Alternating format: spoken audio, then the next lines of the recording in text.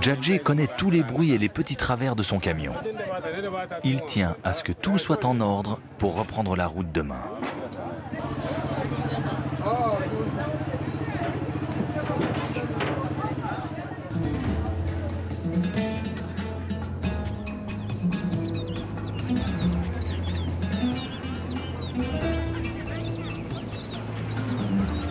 Le marché se termine en fin d'après-midi. Le vent qui soulève la poussière est tombé. Et avec la nuit, la température descend. Mais pour quelques heures seulement.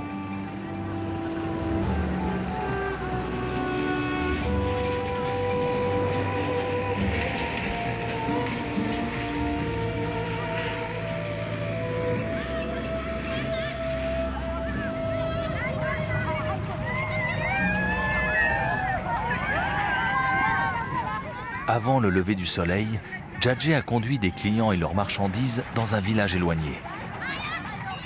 Il traverse le territoire des Peuls, un peuple d'éleveurs nomades qui vit dans toute l'Afrique de l'Ouest.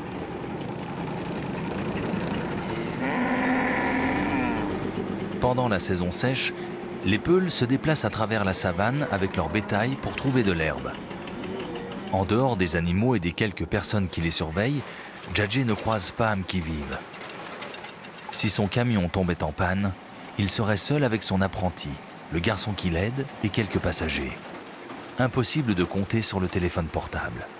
Le réseau est inexistant. C'est le désert absolu. Sur la route, il n'y a pas de mécanicien ni de garage ou de magasin de pièces de rechange. En cas de panne, on doit réparer nous-mêmes. Il arrive aussi qu'on se fasse attaquer par des voleurs. Ça peut faire peur. Ça m'est déjà arrivé 2 fois.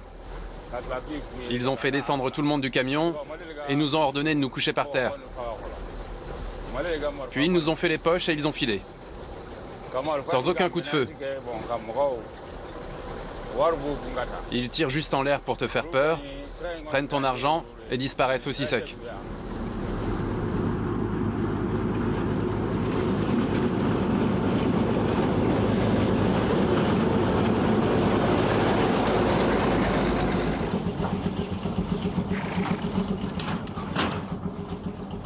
Pour le moment, ce ne sont pas les pirates de la route qui inquiètent Djadje, mais un éventuel problème de châssis.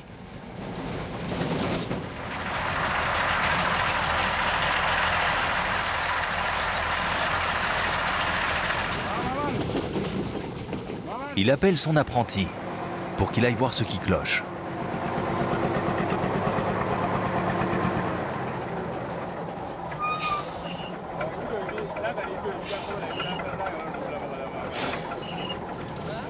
Je descends.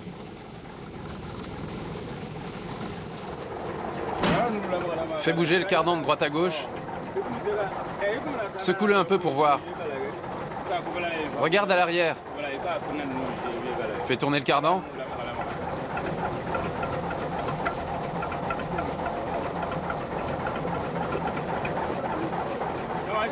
Et au milieu. Regarde au milieu. Comment c'est? Ça va? Si ça tient encore, c'est bon. On changera le roulement en arrivant. On peut y aller. En route. Même si l'apprenti n'a rien trouvé, Djadje ne veut pas prendre de risques. Il préfère se fier à son intuition et à son expérience plutôt que d'attendre que le roulement lâche.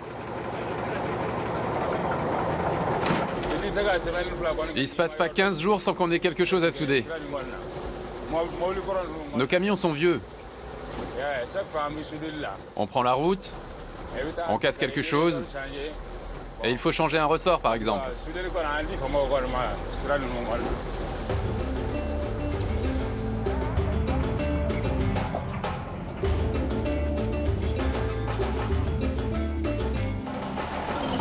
Djadje et Sékou conduisent tous deux des légendes de l'industrie automobile française. Des camions berliers. Même s'ils ne se fabriquent plus depuis plus de 30 ans, ils restent pour Sékou les meilleurs pour rouler dans le désert et la savane. C'est mon 5e berlier. Le 5e. Et je n'ai jamais vendu les autres. Je roule avec jusqu'au bout. J'en achète un uniquement quand celui qui est en service est complètement mort. Et les anciens camions servent de réserve de pièces détachées pour celui-là. Ils servent de pharmacie. Quand on a besoin de quelque chose, on le démonte sur un autre et on le remonte sur celui-là.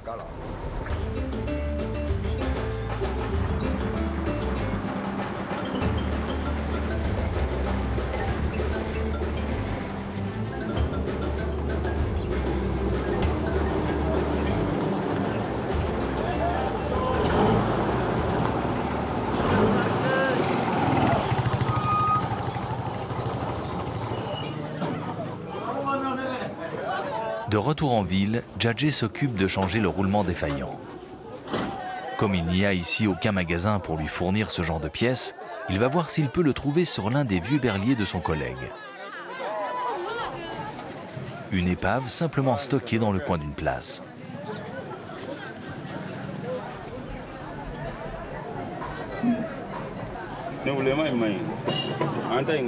Les deux hommes regardent si le roulement est en meilleur état que celui qui est actuellement sur le camion. Rien de moins sûr. Djadje préfère en acheter un neuf. Mais son camion ne tiendra pas jusqu'à la ville où se trouve le magasin de pièces de rechange. Plutôt que de s'absenter plusieurs jours et de perdre beaucoup d'argent, il demande son aide à Abdoulaye. Le roulement du milieu est fichu. On a regardé, il est inutilisable. Est-ce que tu pourrais m'en rapporter un de Djenné? Oh, pas de problème, je m'en occupe. Mais tu vas pouvoir rentrer à Massina? Oui. Jusqu'à Massina, ça va aller. Dès que je vais à Djenné, je t'en rapporte un.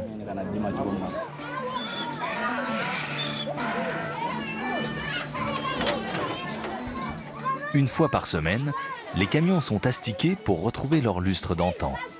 C'est la mission des apprentis.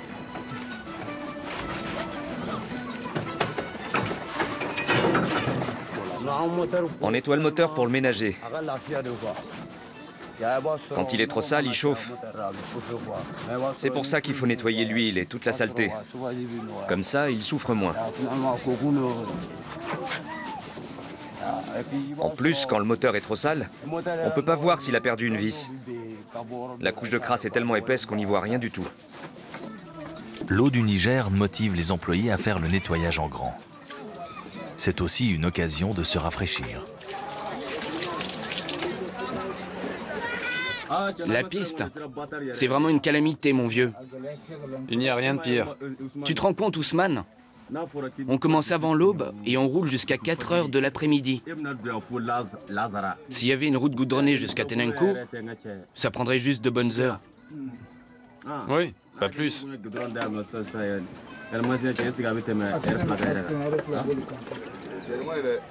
Avant de reprendre la route, il y a encore un pneu à changer. Bon, c'est prêt? Faut qu'on y aille, ça ira comme ça. Laisse tomber les écrous qui coincent.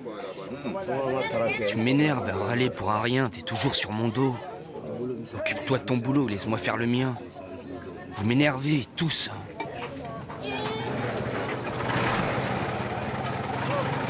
Après une longue attente, les camions démarrent enfin. Pour les chauffeurs, ce n'est pas un problème. Ils peuvent camper n'importe où. Mais il leur faut d'abord ramener les passagers chez eux.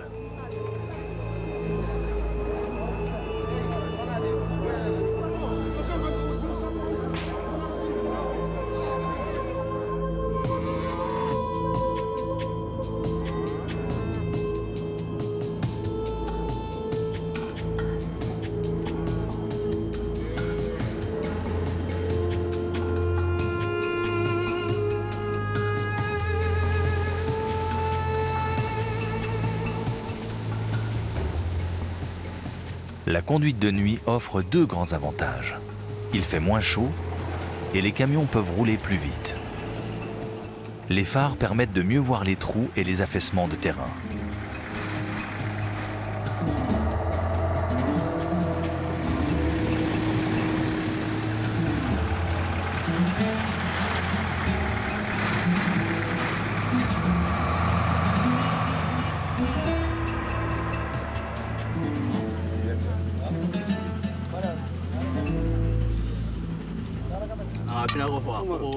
Sekou, Djadjé et Abdoulaye se sont arrêtés pour bivouaquer avec leurs collègues au beau milieu de la savane.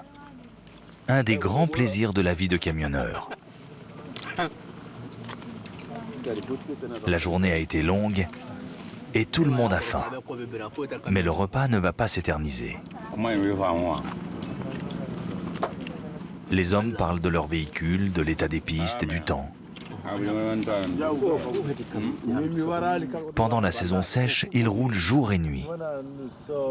Ils doivent gagner en 7 mois de quoi tenir toute l'année.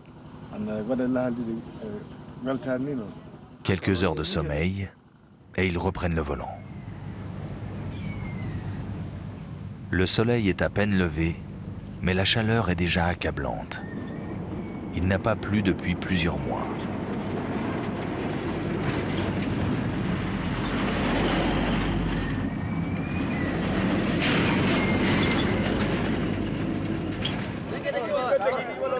Beaucoup de villages de la savane sont loin des grands axes.